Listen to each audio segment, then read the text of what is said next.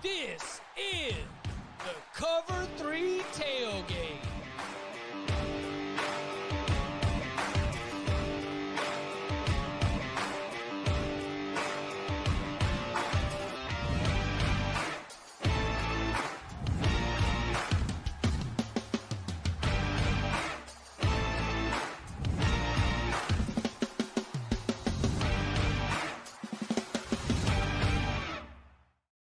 And welcome back to the Cover 3 podcast here on CBS Sports. That's Danny Kanell. That's Bud Elliott. I'm Chip Patterson coming to you live at youtube.com/Cover3 and everywhere you get your podcast on demand. Thanks for hanging out. Smash that subscribe, smash that like, and come and join us in the chat, a.k.a. the Cover 3 Tailgate, where Dash is celebrating his birthday. Happy birthday, Dash. Jerry says Cover 3 and coffee. Let's go. That's right. Coming to you a little bit early here on this Monday. Hope everyone's doing well. Thanks for rocking with us. A real fun show that we've got here today because there are a couple of topics. Like, it's not a laundry list of topics, but some things that we need to get into. And I don't want to waste any more time because this happened on Friday and it generated a lot of conversation. And dadgummit, I mean, Danny Kanell, when you give Dabo when Dabo showed up with the reading the paper, I mean, how many times have you and I heard Dabo Swinney give a press conference and he always speaks from the heart and very rarely does he have prepared statements? When Dabo Swinney came out with the dates, the times, the text messages, the calls, when we talked to the agent, yes, a lengthy and bombastic press conference from Clemson's Dabo Swinney alleging tampering from Ole Miss about linebacker Luke Fornelli, who was committed to Clemson in class at Clemson, then flipped his commitment to Ole Miss. We've got a lot of different ways to peel this back, DK, but what was sort of what's the starting point for you as we jump into this one? I love it. I say good for Dabo. I mean, this is somebody who actually brought receipts. We've heard a lot of coaches say, oh, well, my player's been, tampered with and they're trying to poach my players. But they never bring any evidence to the table and they really don't give specifics. They just make these allegations without doing anything about it. So now Dabo gets up there, lays it out like an attorney to the court. Yeah. The problem is there's no judge, there's no jury. It's just, I would love to see something actually happen, a consequence to Pete Golding, to Ole Miss. I would love to see the NCAA and come and bring the hammer down and say, we have to eradicate this.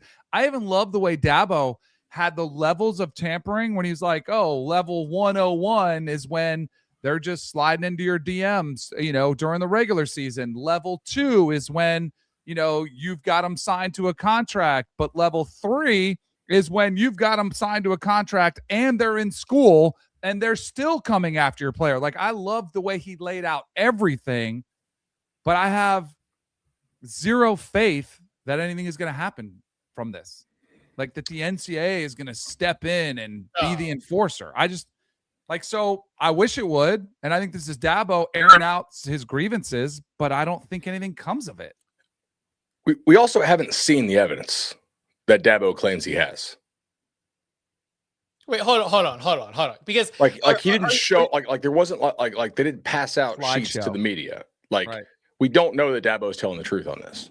Okay, because there is a response that says cry more, right? I mean, because that's right. There's been one side of this that has been like, thank you, Dabo, and maybe a little too over the top on we're not gonna throw him out here as some kind of civil rights leader of college reform, right? But at the same time, obviously Ole Miss fans are like, I don't know, get your weight up. Why don't you match the offer? There's kind of that angle of it too. But are you hearing some of that angle too? As a sort of calling Dabo out here? I mean, what's the sense that you're getting either from your own opinion or even within the player personnel community? I mean, I think Ole Miss fans are and it's fans, so they're going to have this response, but they're like, how do we know Dabo's not full of it, right? He says that he's seen these text messages. Does he have them?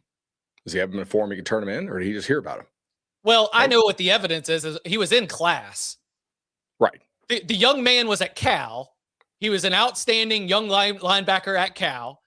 He committed to be a Clemson Tiger for the 2026 season. He enrolled at Clemson. He was at Clemson. And then all of a sudden he has to enter the transfer portal and go to Ole Miss. Is it circumstantial, Esquire? In that what we're supposed to say? Like, there's a lot of circumstantial I'm evidence. more talking like, do they actually have the text from Golding? Or do they just hear what it said? Right? Okay. But did he forward those along, or did Dabo just claim to know what it said? But that's what I'm saying. Like, are you suggesting that? Because I, as a fan, I still think that's yucky. Like, I don't care about whether you pass out. I think if you actually got it, you pass out screenshots to the media at the press conference. Okay. Well, makes their stories better. It's going to spread on social media. I wonder if they got it. I still think it's disgusting, the idea that this whole like he's sitting in class and then he changes his mind. Yeah. That's the details off. Though too of like they couldn't track him down and they had Tom Allen go to his house. And and that his agent was talking to Clemson, but not aware that the player was talking to Ole Miss. Right. I mean, some of the details were pretty salacious and wild. To Bud's point, I would like to see him too. That was my initial reaction, was like, bring the receipts. Like, you've told him, I would like to see them. I almost feel like Dabo, I don't want to get too much political in this, but I wonder if it's like one of those things where he's been told there's weapons of mass destruction, but then you go look and there aren't. Like, we went to war over that. Like, I do wonder if Dabo like was willing to go to war because we've got all this, and then like does it? Because I do believe Dabo thinks they have it. You know, like, now whether they have it or not is another story. And but my thing is, I don't even know if any of that matters. Oh yeah. That's like, even if he has receipts and he's got all this evidence and he gives it to the NCAA. I mean, Graham Neff said his quote was, "We went to the NCAA and they were surprised that someone was willing to do this." I'm like, so the NCAA is like, really? You want us to do something? Like, they were surprised. And even if they do, is this going to be one of those things that in 2 years, we'll find out, hey, they looked into it, they did an investigation, and in 2 years they give, some slap on the wrist. Like, they typically take forever with their investigations. So I don't he's think going to get more value out of the press conference than the investigation. Yes. Dabo is. Yeah. Yes. Okay. I mean, their transfer class is rated outside the top 70, right? Like, this is a great way to, like, pay no attention to the man behind the curtain. Look what's going on. Don't pay attention to the fact that, like, we didn't have a good transfer class. Oh. So you've got a little bit of a cynical read on this. Am I picking up? Yeah. Okay. I do. Yeah. What? Not that I don't think it makes it, like, I do kind of think that doing that, like recruiting a guy who's actually already enrolled is in class, is very odd and probably against the rules. I just think it's slimy. I mean, it seems like there are no rules. But this is only the ones we know about. Do you know how much this happens? Probably worse, and just this. But I think it's great that he put out the details. It's also the irony that it's Dabo, and this is somebody who's fought against this and didn't want to embrace this, and now he does. I didn't get this sense, but I wonder if there's also some of this that's probably to his own critics of Clemson people. That's like, see, you wanted me to get in this smut. Like, here we are. Oh, like even some of those own like internal critics that I feel like he's always tried to battle. He's like, we don't have to deal with this when we just build it through the high school with OKGs, our kind of guys, and build it up like that.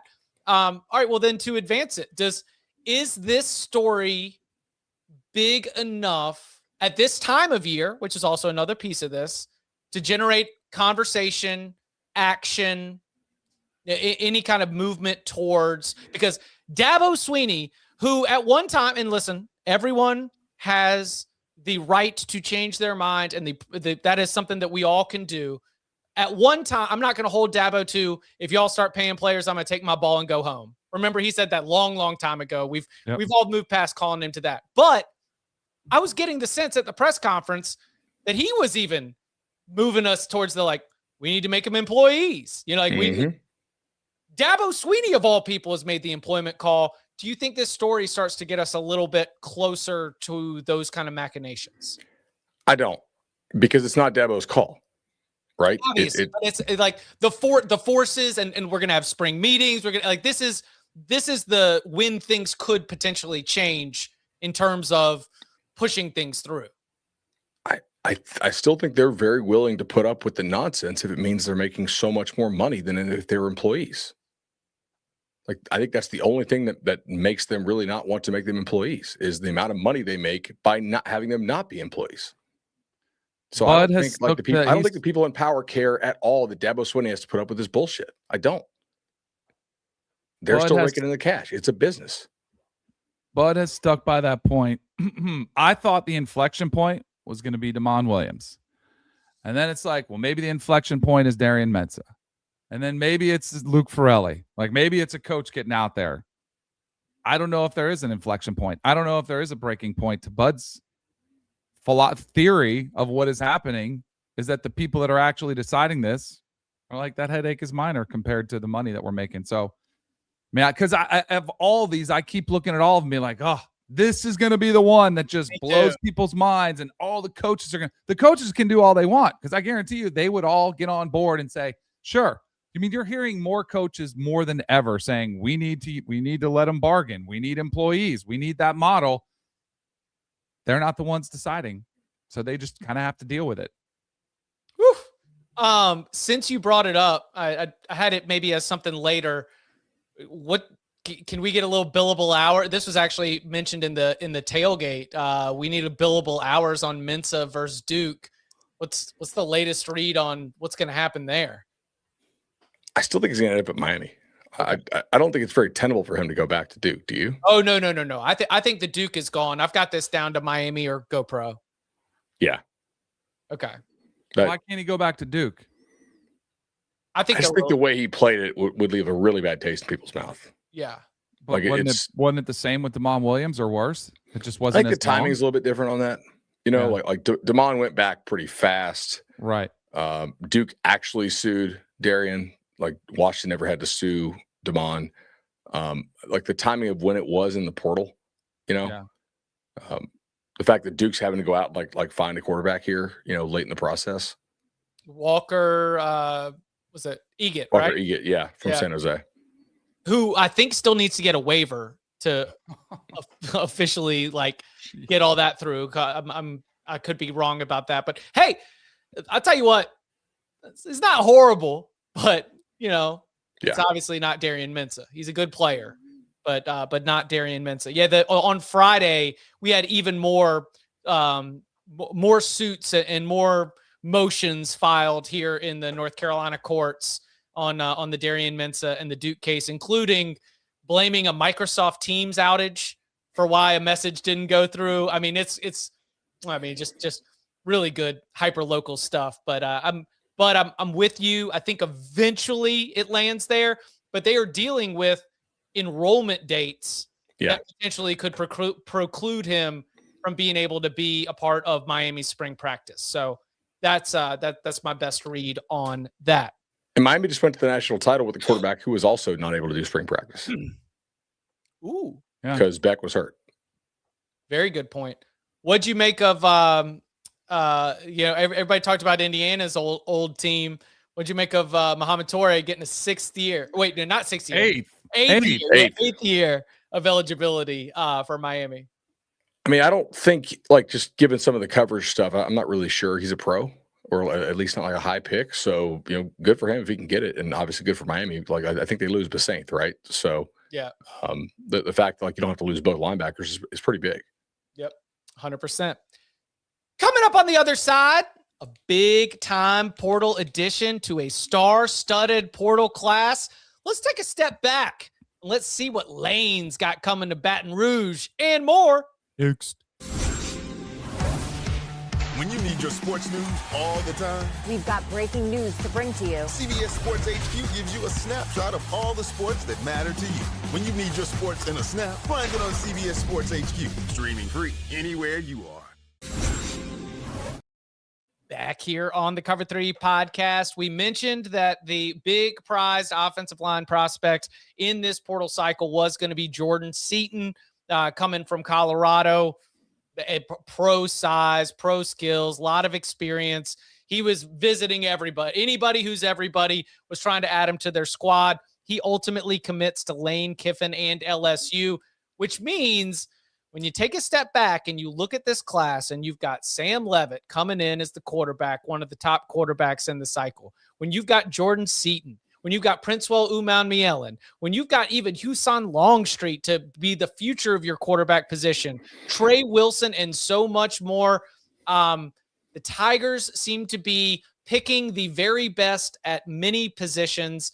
Bud, what do you make? Not what do you make, but how do we start to look at the LSU Lane Kiffin portal class in terms of the work they've done and what it can do for the Tigers in 2026? I mean, if Leavitt is healthy, this is going to be a really good team. I had them in my preseason top 10, like the two early top 25 or only ranked 10 teams. And I do think this is going to be a really good football team. I think they're going to have better culture than Brian Kelly did. I like a lot of the pieces that they've added. I also think like some of the freshmen they signed, I think those are immediate contributors. Like based on what I saw, like Richard Anderson is like not super tall, but he's like listed 340, probably 360. And I was shocked at Under Armour at how fast he played all the time, like the motor on a guy who's built like that, and the fact that he didn't look gassed. And that's just not like, I think we've all seen those guys occasionally that like, you're like, okay, that's a 2-down guy. Like he's gonna have to come out, maybe you get 15 snaps, but like just great hustle, like playing hard in an all-star event, like all out for a guy who does need to lose some weight probably, but like just for that size, like I think he's going to play and immediately be good for them at LSU. Like I don't think a lot of SEC teams can block him one-on-one consistently, and like really should help them against the run. So like with this portal class and a couple of these young guys they brought in the freshman class, I think they're gonna be very good if Leavitt's healthy, which I think that's why you bring in Longstreet partially, because like you would have some doubts about that. Yeah, they better be good this year. I think Jordan Seaton might be one of the bigger pieces though. Think about last year. I mean, Garrett Nussmeier was really good the year before. And then why did all of a sudden his play go in the tank? Because he was getting killed. They couldn't run the ball and they couldn't protect. So I think this and a couple of the other offensive linemen that they signed, brought a couple from Ole Miss with them. You're bringing these pieces in. I think this is a huge part of the equation for what Lane's trying to build. He knows the importance of keeping his quarterback healthy and getting a run game going. So I think Seaton is, the best left tackle in the class. He's a kid that's got pro potential. Bud, you correct me if I'm wrong, but just from watching him at Colorado, he stepped in from the get-go and played pretty well, and he's got 2 years of experience under his belt. Granted, it'll be a big step up, some of the competition he's going to play against, but I think it's a huge piece for Lane Kiffin. Investment is matching expectations in Baton Rouge. Yes. They have a class that's huge, but it's also quality. You got quantity and quality. Like, so you're getting all these pieces in together. So yeah, to win all of these battles, that means that it's like, okay, if you were willing, I'm sure this was a part of the negotiation, because we all looked at it from the standpoint of what's his salary going to be? What's his buyout? What's the total value? I'm sure a part of it was, I want to be able to get the best players, and I need X. I need 30 million, 35 million a year to go get them. And now he's got them. I have never tried to demand authority when it comes to roster numbers with the money involved, but I do like to recklessly speculate. You think LSU's got the most expensive roster for 2026? Yes. It's I don't know running, right? What? I don't know what they had to pay to retain. Okay. That's where I would kind of wonder, Is that where Georgia could be sneaky high because of the pay to retain? Yeah, I don't think Georgia is paying what LSU's paying, but I was thinking more like a Texas, Ohio State, right? Like some of those guys. Yeah. Playoff or bust, right? Yeah. Yeah. And look, if you're LSU, the SEC looks very gettable. LSU just made the semis. Is Bama ascending? Maybe. Ole Miss just made the semis. Yeah. Excuse me. Yeah, Ole Miss made the semis. I think Florida's going to be really good, but they also could flop. Is A&M better next year? I don't think so. I think they're kind of neutral, right? So it looks winnable. Like if Texas really gets their act together, sure. Like Oklahoma should be good again. Maybe Arnold takes a big step up, but the defense does lose a lot of important pieces. What? Like if you're LSU, you're like, why can't we be the best team in the SEC? Oh, yeah. I mean, I just think that's the expectation. Like that you've done all this. You've brought in Lane Kiffin. You've put together this roster. It's go time. I mean, there's absolutely no excuse for 8-4.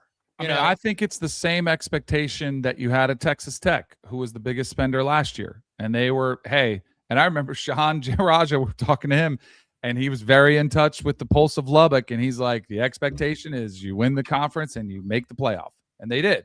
Yeah. I think that is, I don't know if you care about winning the SEC. I'm sure they do, but their expectation is at the very least we're in the college football playoff. And if they are not, I think that's where it's, I mean, you're not going to do anything because Lane's locked up for the foreseeable future, but there's going to be some upset LSU fans if you don't make the college football playoff. They also have a really a go do it right now schedule. With like the who's rotated in and off. Well, look at their road games. I mean, they're at Arkansas, at Tennessee, at Auburn, at Kentucky, at Ole Miss. You're favored in all 5, right? Yeah. Wait, repeat those one more time. So at Arkansas, at Tennessee, yes, at Auburn, at Ole Miss, at Kentucky. Yes. They're probably the only SEC team that I really like their odds to get a bye that has 5 SEC road games. Because remember, now we got to start thinking about the SEC like we do the Big Ten, right? Who has the 5 roadies, who has the 4 roadies in conference play. Yep. It's interesting because you said a couple times if Sam Leavitt's healthy, it sounds like there's been more concern with Sam Leavitt's injury healing process than has been known about. Like one of the reasons Damon Williams became attractive, like because Matt Moscana, him from LSU, so we had him on the radio this morning. And he was saying because I asked him, was Leavitt Lane's first choice? Was he the number 1 target? Great question. It's like you do this for a living or something. Right. But also, I don't know if we'll ever know. Like, Lane would never tell you. But, like, with all the speculation when Damon Williams entered the portal was, and it do not tag. He's going to LSU. And remember, Leavitt's at the basketball game. Mm-hmm. He was more of the mind that Leavitt's injury concern was one that had him interested in Damon Williams, like, once he became available. So I don't know. I mean, I think they wanted Sorsby, Leavitt, and Damon Williams, like were their top 3. So they got one of the top guys. But I thought it was interesting that Damon Williams, was it locked up? Was it not? Maybe we'll never know. But I just thought that was interesting. Like, was Damon Williams because then he had to chase down Leavitt to Tennessee, who went to Knoxville to chase him down and secure him. So I thought it was interesting. What do you think, Bud? Yeah, I think it's really important to caveat all LSU talk with if Leavitt's healthy and right. Yeah. Which was very similar to the questions we had about Carson Beck in Miami. Yeah. Yeah. And it's like, and I had questions. I don't know how good he's going to be. And it'll be the same thing with LSU. Like, is he going to be okay for spring? But we've seen a quarterback who didn't do spring and he was fine. I don't want to be right when I said that I get nervous about feet things, but I'm 100%. It's a little bit of a wild situation. Coming up on the other side, the Charles Bediako situation in basketball. Could we see that in football? Plus, is no news good news for the college football playoff expansion and more? Next. This isn't just combat. It's cinema.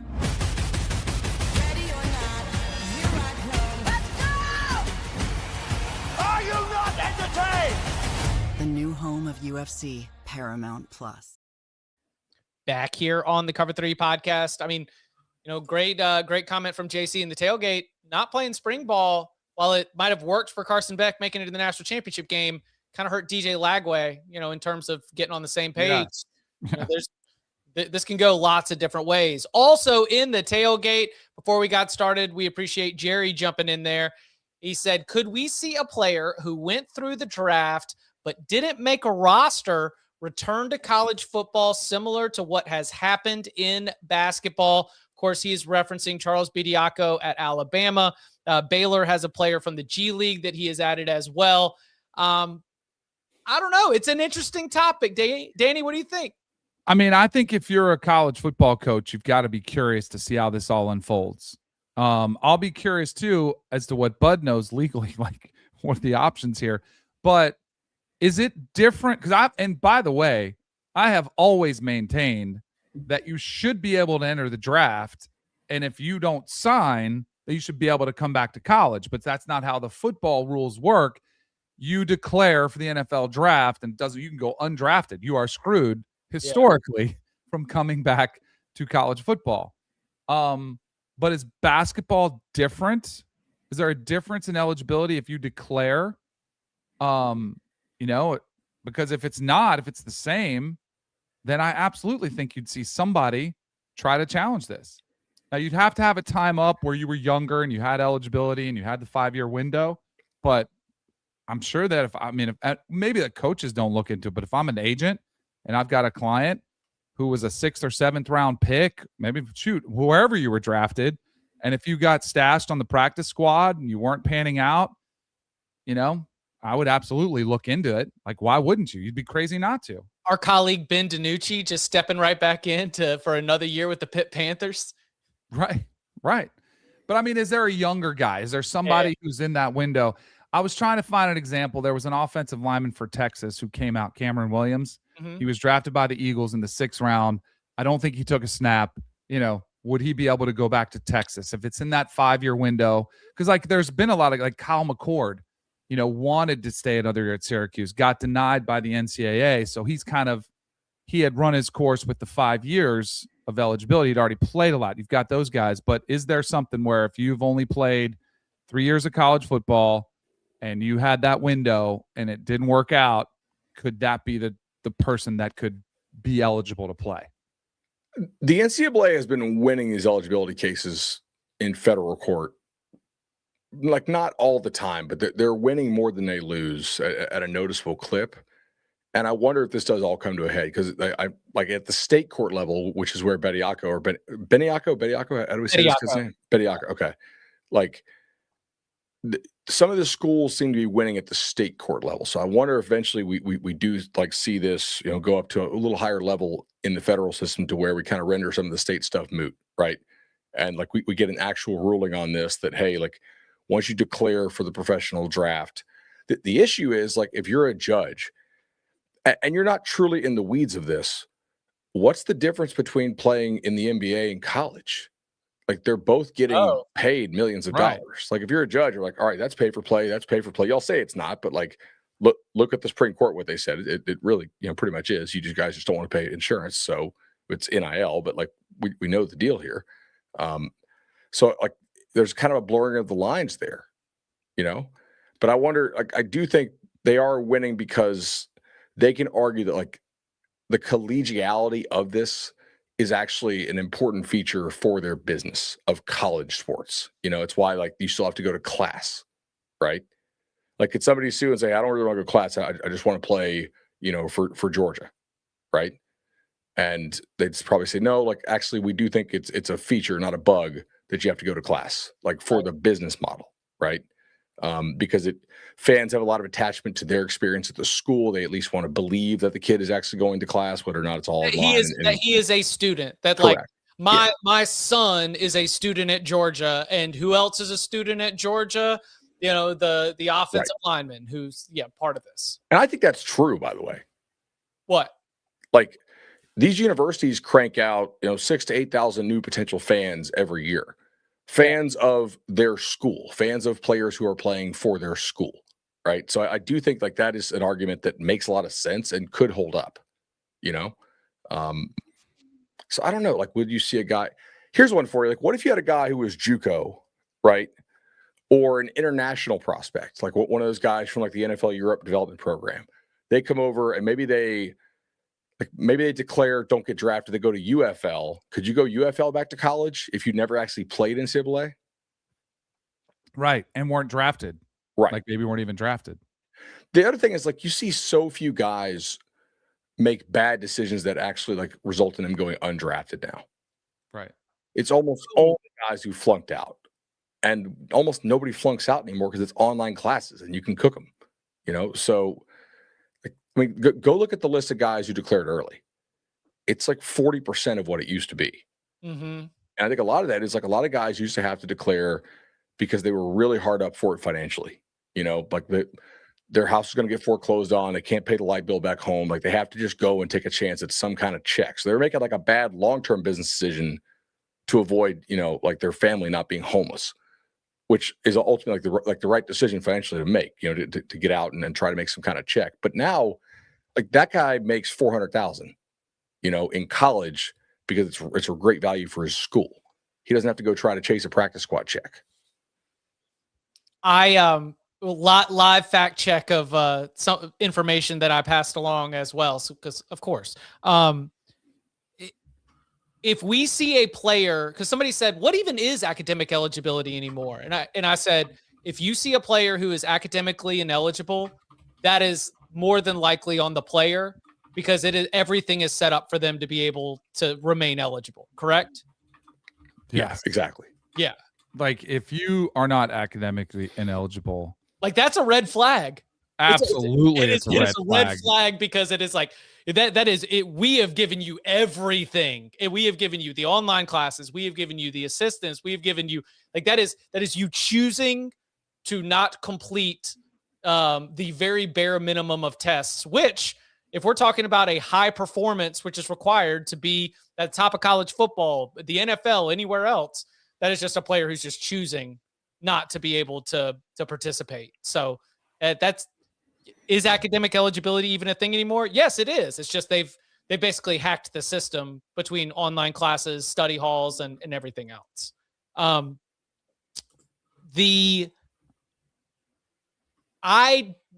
sympathize, and I always am worried when coaches all get on the same talking point, but I do sympathize with the coach who's like, I could be better by bringing in all, if I could just go to this is the college basketball side. I could just go to the G League, bring in all these guys, and guess what? Then I'd have a better team. But then I'm doing no development. Like, am I head in the sand for sympathizing with the coaches who are sitting there stressed out saying, what am I to do here when I'm trying to run a program and I'm trying to bring in young players and bring them up? Because anytime that we've got, whether it is NFL Europe or whether it is JUCO or whether it is G League or you pull them off the street, I mean, that is a spot. That is playing time. Those are reps from younger players. I don't like that part of it. Is that a fair, am I too Pollyanna about that? No, and Calipari talked about this over the weekend, right? He's like, I'm still going to recruit high school players because, like I want to see them develop. I want to see them change their families' lives, et cetera. I'm like, dude, you're paid all that money to win, right? Like if you want to do the high school thing, that's a choice on you, right? If you want to do the college thing, that's a choice on you. Now, if I'm like a lower level or like a mid-major, I definitely want to like pitch myself as, hey, we are developmental, right? Like you come here, we will make you better. We will learn to play the game the right way. And, if you don't go in the NBA right away, like you're going to get, up and out of here. Now, can you win games like that at the mid-major level with a bunch of super young guys who are raw? I don't know. But if you do hit on a bunch of them, like that's a recipe to go on a nice run in the tournament. What do you think, DK? The spirit of it all? Oh, I mean, there is no spirit of like it's just like it's gone. What a cynical morning on the Cover 3 podcast. Right. I mean, we've gone so far past the spirit of the game when I played, and I don't want to be that guy. And I've come a long way and been way more willing to evolve. So I just kind of look at it and like, yeah, I think you could crush some of these coaches. You could get on Nate Oates and be like, well, I can't believe he's doing this. But at the same time, there's millions of dollars at stake for these coaches. Yeah. So I get that. But I would, to your question, yes, I would appreciate the coach that says, you know what, I still want to have players that I want to develop. And whether it's high school or the transfer portal, if it's a young player that's talented from a mid-major or something like that, and you want to pull them up, I appreciate that. But I don't think clearly this isn't to the point yet where if that's your mindset, it's not like Dabo was at Clemson when he was just refusing to take advantage of the system.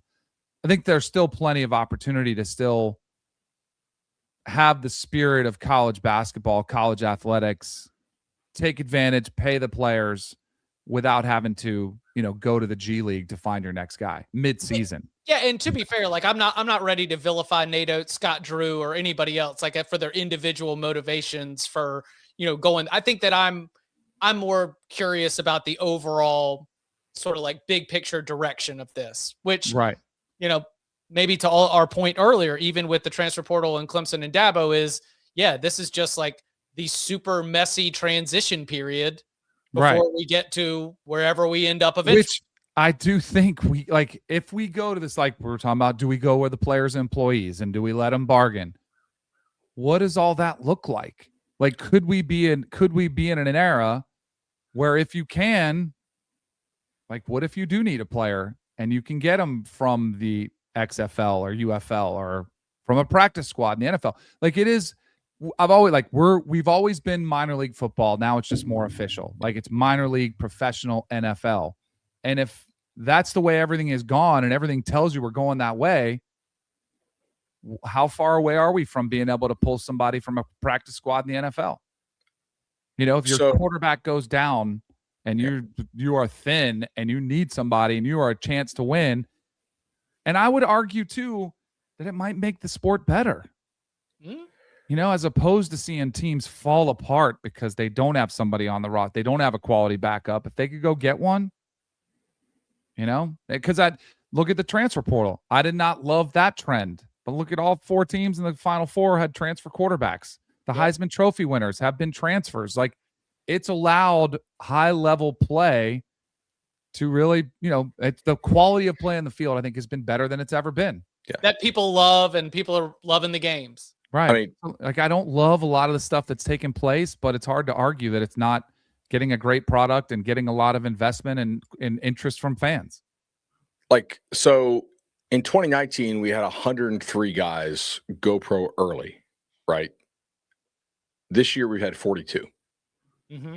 So there's a lot of upperclassmen, underclassmen technically, but there's a lot of non-seniors who are good players who are deciding to stay in school for a final year, right? And then you factor in guys who are technically graduates but have remaining eligibility, 32 in 2019, 21 this year, right? So put that together, 135 to 63. You're getting 3 starting lineups of at least decent to good college football teams not turning pro early. And the numbers game also makes it less likely that this becomes as prevalent in football as in basketball. I agree. Also, I do think if you had the collective bargaining piece, the reason why Maurice Clarett lost is because the NFL PA had bargained with the NFL about the entrance requirements, right? Yes, we agree as a union that you need to be 3 years removed from high school because we think this is, a really collision sport, not a contact sport. There are certain physical requirements you probably need to have. And that's kind of why he lost. I don't know. If you're a union, are you cool with guys bouncing back, guys who might be really high priced guys? Probably not, right? Unions tend to protect their members to the exclusion of non-members. I'll ask the former players union member. What do you think? Yeah, I think Bud's right on that one, but it's so I also think you should be able to go pro after your freshman year if you want. Yeah. Who's to prevent you? I thought that was a long time. This was pre-DK evolution with paying the players. Yeah. Was if you don't want to pay them, let them go to the NFL where they can they'd stop complaining about not getting paid. Go try to play the place where you can go get paid. But that's too far removed. We're past that point. If you're the NFL union, it's pretty easy to see why they would agree to the NFL doesn't want 18-year-olds because they'd like these guys to develop in college for 3 years. They're better players. They're much more marketable, right? If you had the NFL draft off 18-year-olds, it would look like National Signing Day, which pales in comparison to the popularity of the NFL draft, right? Mm-hmm. And if you're the union, the only people voting on behalf of the union are people who are already in the union. So that there's no benefit to them of bringing in more people. Right. Exactly. Yeah. Was it? Well, not more. your union numbers wouldn't change, just your demographic would change. Would Oh, I shade was young. just thinking about changing your starting jobs. Like you're bringing in like more younger people. I mean, isn't that the whole difficulty whenever there's any of these labor disputes at professional sports? Right. Like kids in the like guys in the NFL don't want to see Jeremiah Smith coming in as a 19-year-old. Because there's a wide receiver who's not going to be on the field. Spot. Exactly right. Because Jeremiah Smith's going to come take his spot. They also like from a workplace culture thing. I don't know how many professional, and Danny, like you can speak to this. How many like 18 and 19-year-olds do you want in one of those locker rooms?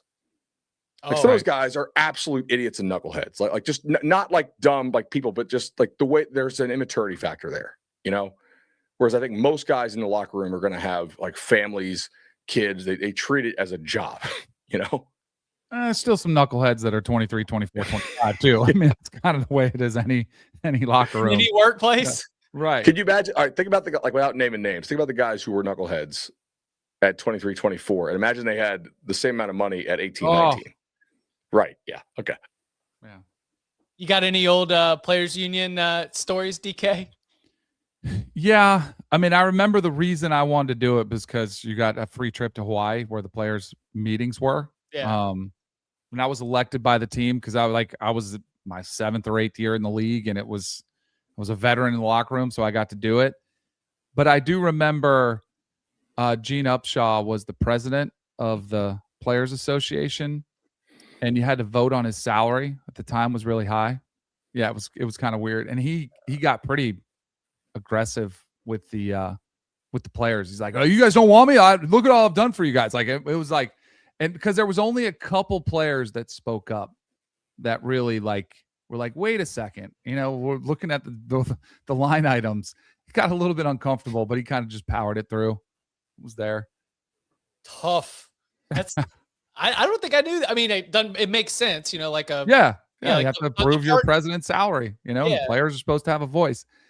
I just remember none of the stuff that I was trying to like. I wanted longer medical benefits as opposed to just 5 years after your play. Like, why don't we get lifetime like Major League Baseball? And there was never great solutions to that or desire.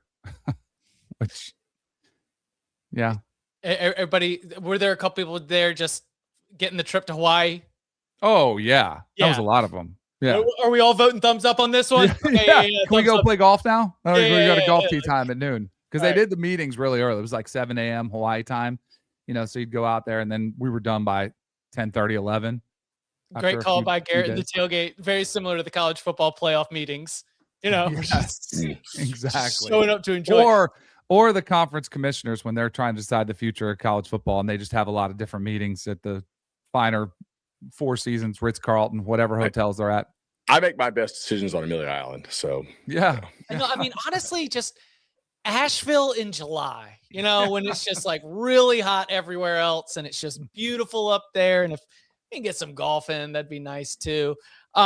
Speaking of the conference commissioners, I mentioned maybe no news is good news. We're going to stay at 12 teams for the college football playoff.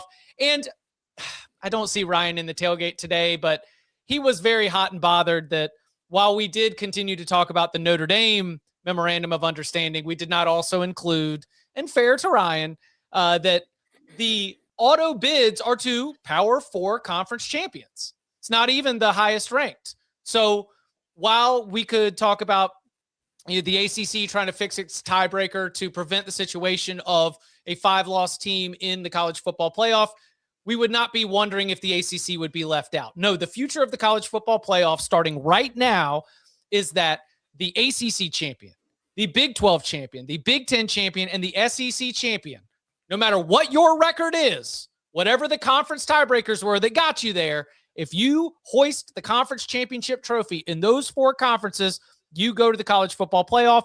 1 spot remaining for the highest ranked team from the group of 6. Welcome back, Pac-12. We'll do some refresher on that this summer.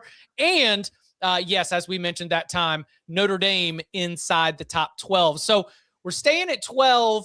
We do have some slightly different bid guidelines, DK. I mean, we talked about this a lot, but this, I think I'm cool with it, right? Yeah. If you cannot decide and you don't have a great plan that everybody get on board with, then why would you rush into something? And as somebody who kind of was gaining my, I was more okay with 16. I'm okay with 24 if we get there, but I am perfectly content with 12 because I do think it provides a lot of drama. It keeps the regular season, even though I still think going to 16 would probably make it even more intriguing for some of the teams that would be involved. I do feel like 12 is a pretty sweet spot that we found. And I get that teams got left out. But I think that's kind of what makes it special. I do. And that's sort of the anti-expansion crowd that Tom would be on here, saying, nodding his head saying, yeah. But although I think Texas could have gotten hot and made a run similar to Miami, Notre Dame could have made a run had they been in. Mm-hmm. It's part of the allure of college football that you can be so close and yet you can be left out. Notre Dame would have been in. Yeah. And Miami would have been out, right? And Miami would have been out, and Duke would have been in, and James Madison would have been out. Yeah. So, like, if you look at this, the major flaws about which we've complained for the 12 teams so far have nothing to do with the number 12, right? It has to do with the wonky way in which they awarded buys in year one, Correct. Which they fixed quickly. Yep. And the ACC's tiebreaker being all jacked up this year, which, again, has nothing to do with the 12-team format. Like, the games have largely been pretty entertaining, like certainly more so than a lot of the old BCS championship games. And like, I think it's better than if you like still had all these bowl games going on, right? Like, given like we were starting to see like a major opt-out trend for those, even among, the big bowls. Think, McCaffrey and, Fournette and guys like that, opted out a long time ago. So like, let this format just kind of simmer for a little bit. Let's see. Like, there's probably gonna be more things we have to complain about it, but also it's pretty good. And I mean, I think if you're Greg Sankey, you're probably pretty pissed off that you agreed to go to 9 and you're still stuck at 12 teams and not 16. But also, like, I mean, your voice is not as loud in that room now that the Big Ten is beating up on you, right? We've got a little bit of ACC boys domination here today, but I am glad because the will the ACC be left out was at least like mentioned in early November. Yeah. You're all of a sudden like, oh, and so I'm glad we don't have to play any of this. It's the 5 highest ranked, but we haven't specified. And so who will see? So it's like, no, it is very clear cut right now. These 4 conferences, they are special. They're being deemed as special. They get automatic bids into this thing. And then we'll see who ends up getting the 5th automatic bid, 7 qualifiers, obviously, for the rest of them. I'm very, very okay with where we landed on this one. And like, look, we actually keep the drama of the bid thief now with this. Yeah. I almost wish they would have said 2 years.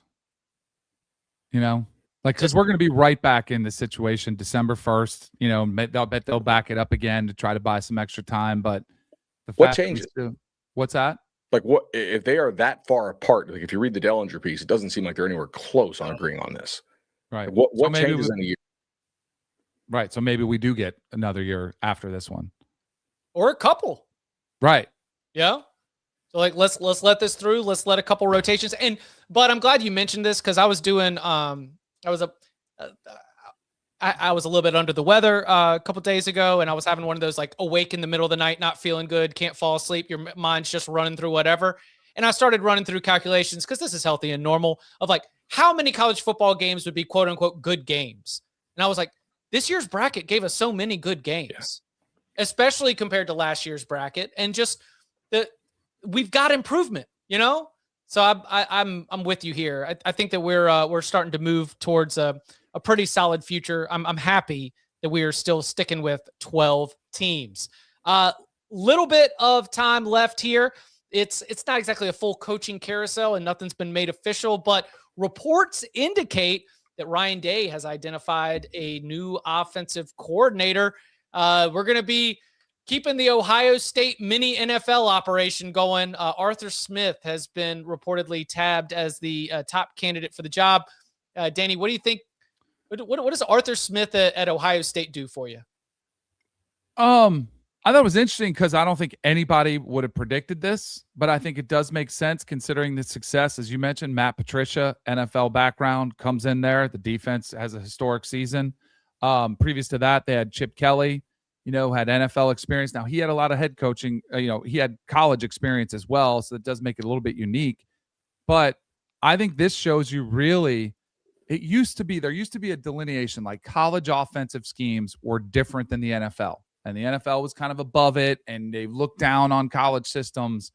There is more continuity, trading of ideas, stealing of concepts, copying, whatever you want to call it, between college and pro. So from that aspect, yeah, I don't know. I don't know if there's any relationship. It's such a relational business, but I haven't seen any ties to Arthur Smith. But I think he's a guy who's pretty well respected as an offensive mind. And you come in there and he's going to have great weapons to work with. So I would expect Ohio State to be fine.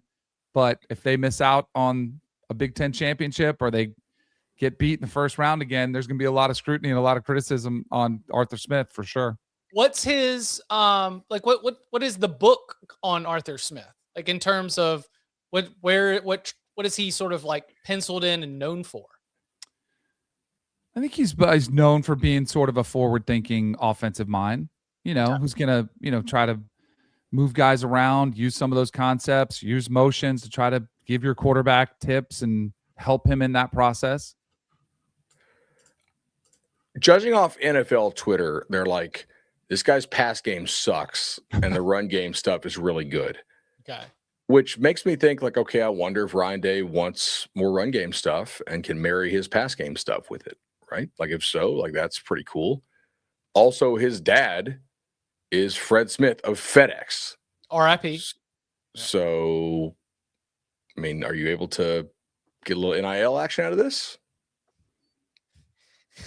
Like what? What are you paying Arthur Smith, and what is Arthur Smith's people paying you? Yeah, I was about to say like it used to I thought about that immediately. I was like, that's genius if that's what they're playing for. It used to be you bring Ed Manning on as a coach so you can get Danny Manning to come to the team. Yeah. Now we just get the heir to the FedEx throne to be able to just see if we can get a little express shipping on this NIL.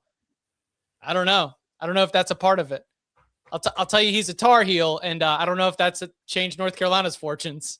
That team still went 4-8 this year. So did an Arkansas fan? The chat is saying Arkansas fan won 1.8 billion.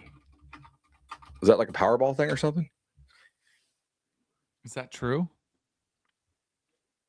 I mean, just remember the Alabama fan who was asked, by the TV station, what would you do if you won the lottery? And she's like, I would buy out Kalen DeBoer's contract and get rid of him.